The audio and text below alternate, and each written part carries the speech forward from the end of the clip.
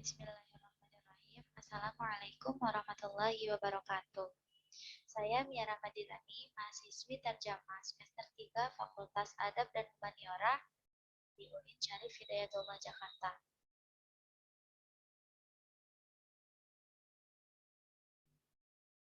Baiklah, di sini video ini saya dedikasikan untuk memenuhi nilai ujian akhir pada mata kuliah Pengantar Linguistik Arab dengan dosen pengampu Dr. Muhammad Syarif Hidayatullah MHum. Adapun materi yang akan saya sampaikan yaitu mengenai pembentukan kata atau bina al-kalimah. Pembentukan kata atau bina al-kalimah saya ambil dari dua referensi. Yang pertama dari Dr. Muhammad Syarif Hidayatullah MHum dalam bukunya yaitu Cakrawala Linguistik Arab. Pembentukan kata atau bina al-kalimah merupakan beberapa kata baru terbentuk melalui penggabungan dua kata atau lebih. Adapun menurut Profesor Dr. Tajuddin Nur MHum dalam bukunya yaitu Morfologi Bahasa Arab, tinjauan deskriptif, proses morfologis dapat dikatakan sebagai proses pembentukan kata dengan menghubungkan morfem yang satu dengan morfem yang lain yang merupakan bentuk dasar. Adapun jenis-jenis proses pembentukan kata. Yang pertama ada affixation atau afiksasi, yang kedua ada compound atau pemajemukan, yang ketiga ada acronyms atau akronim, yang keempat ada backformation atau pembentukan susut, yang kelima ada abbreviation atau abreviasi, yang keenam ada blends atau paduan. Baiklah, saya akan coba menjelaskan satu persatu dari jenis-jenis proses pembentukan kata. Yang pertama ada afiksasi atau idhofah al-zawaid atau affixation. Afiksasi atau idhofah al-zawaid atau affixation merupakan suatu proses yang paling umum terjadi dalam suatu bahasa. Proses ini terbentuk bila sebuah morfem terikat dihubungkan atau dilekatkan pada sebuah morfem bebas. Dengan kata lain, proses ini terjadi dengan cara menambahkan afiks pada bentuk dasar.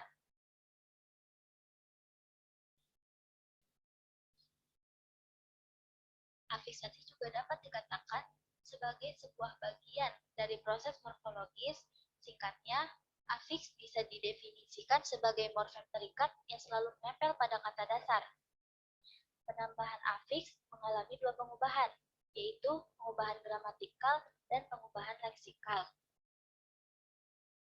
Pengubahan gramatikal adalah yang nantinya disebut sebagai gejala infleksi, sedangkan pengubahan leksikal disebut sebagai gejala derivasi.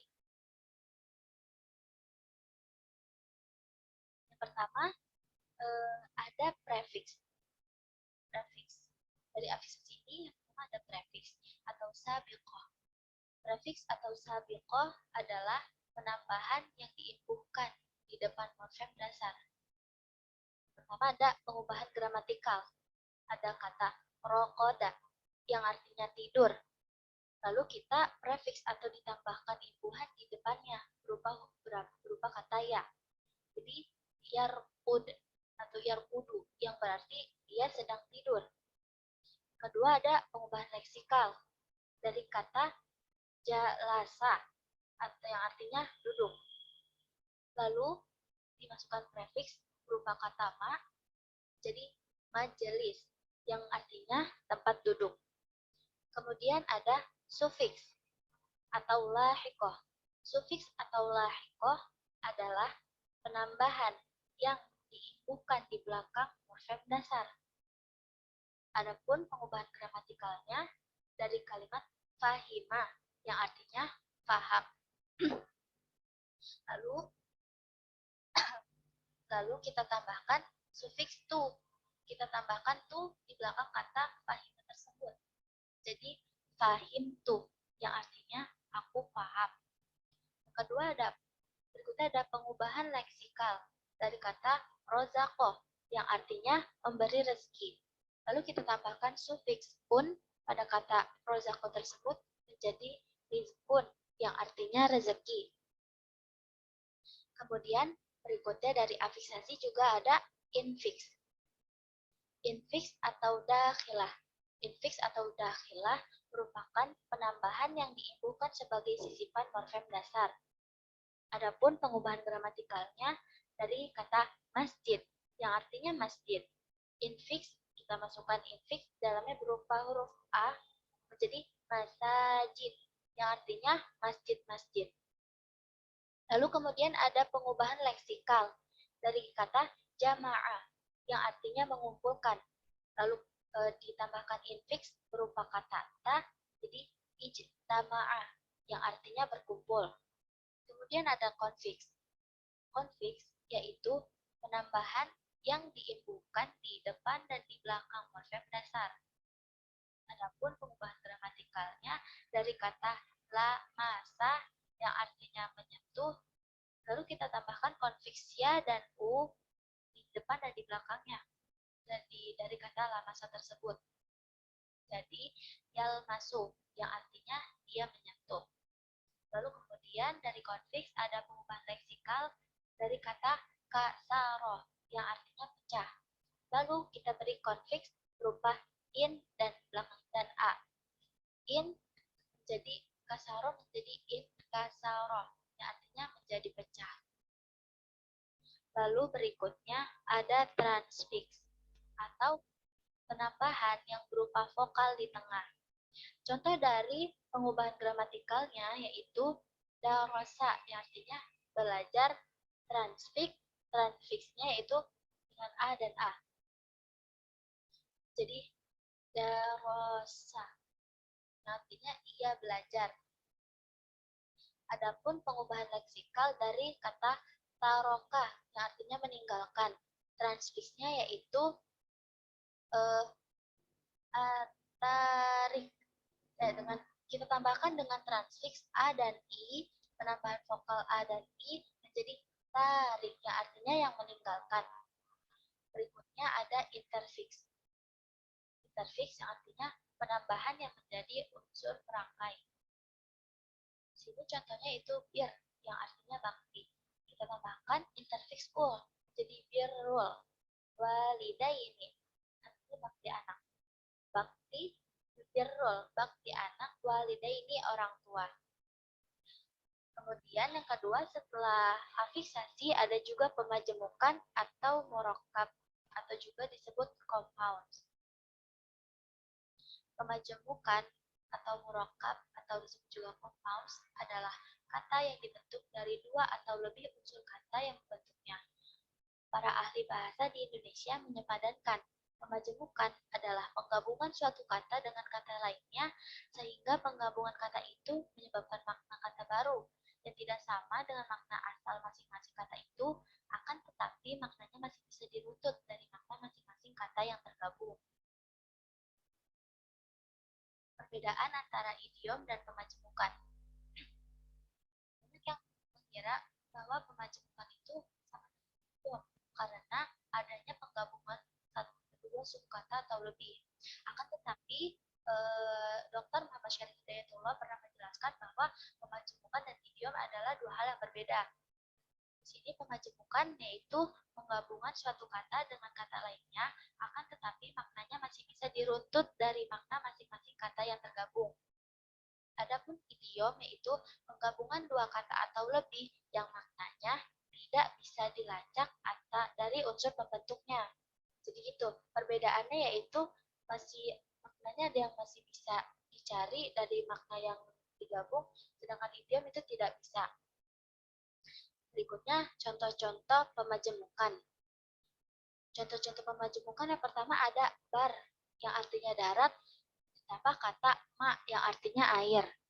Lalu kita gabungkan menjadi barmai yang artinya amfibi. Sedangkan kalau digabungkan secara bahasa jadi darat dan air. Akan tetapi di sini pemajemukan yang diartikannya sebagai amfibi. Kemudian ada ra'sun kepala dan mal yang artinya harta. Sedangkan digabungkan menjadi ra'sumal artinya modal. Jika kita gabungkan secara bahasa itu menjadi kepala harta. Sedangkan kalau di pemajemukan menjadi rasulma itu modal. Lalu ada kata hadoro yang artinya hadir dan maut yang artinya kematian. Digabungkan menjadi hadro maut. Jika kita satukan secara bahasa, hadro dan maut ini menjadi hadir kematian. Akan tetapi di pemajemukan ini artinya yaitu bermaksud kepada nama kota yang ada di Yaman. Selanjutnya ada akronim atau kalimat awailiyah atau akronim. Akronim atau kalimat awailiyah atau akronim adalah kependekan yang berupa gabungan huruf atau suku kata atau bagian lain yang ditulis dan dilafalkan sebagai kata yang sesuai dengan kaidah fonotatik bahasa bersangkutan atau disebut juga akronimi. Contoh akronim dalam bahasa Arab, pertama ada basmalah. Basmalah ini dari kata biismi Allah Ar-Rahman Ar-Rahim. Cuman diakronimi menjadi basmalah yang berarti atas nama Allah yang Maha Pengasih dan Maha Penyayang. Ada juga kata kedua yaitu hamdalah yang berasal dari kata alham dan li Allah yang berarti segala puji bagi Allah. Ketiga ada hauqalah dari kalimat la haula wala quwata illa billah. Yang maknanya artinya tidak ada daya dan upaya tanpa pertolongan Allah. Lalu berikutnya ada pembentukan susut atau nahd irtijai atau back formation. Pembentukan susut atau nahd irtijai atau back formation adalah pembentukan kata yang terjadi lantaran kesalahan dalam memahami suatu kata sebagai bagian dari fasi kata yang lain. Contoh-contoh pembentukan susut.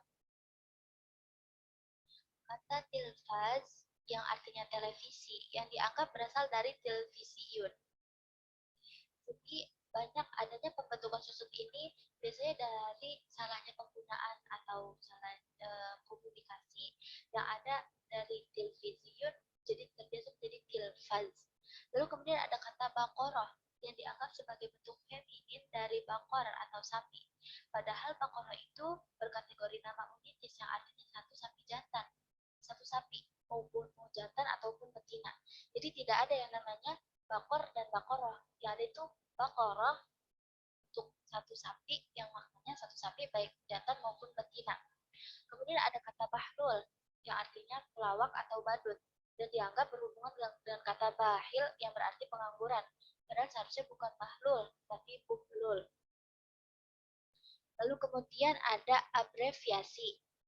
Abreviasi atau ikhtisar kitabi atau abbreviation. Abreviasi atau ikhtisar kitabi atau abbreviation adalah menyebutkan sebagian huruf atau beberapa bagian klausa untuk mewakili kata atau klausa yang lebih panjang.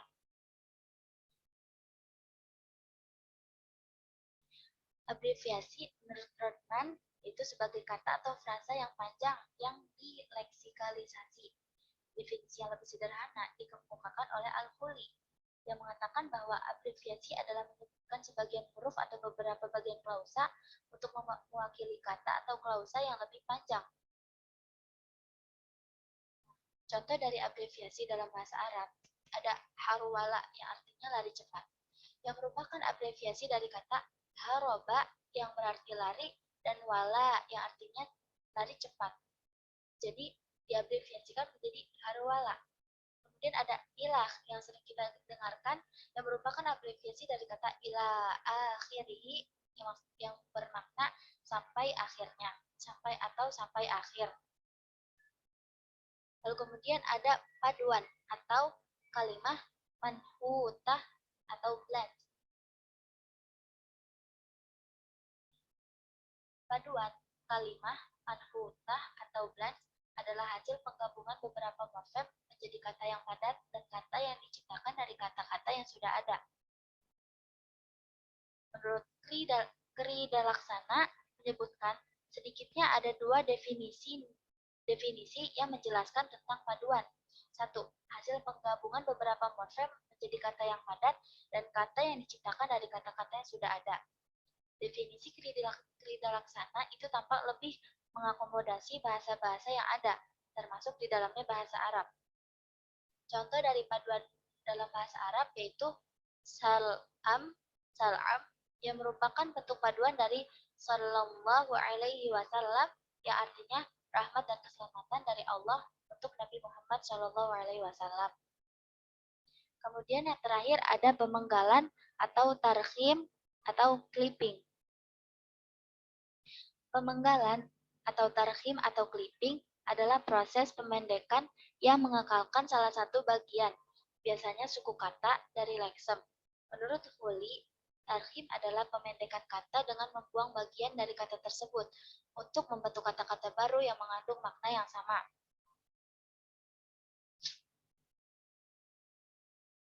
Menurut Krida Laksana, mendefinisikan pemenggalan sebagai proses pemendekan yang mengekalkan salah satu bagian, biasanya satu suku kata dari leksem.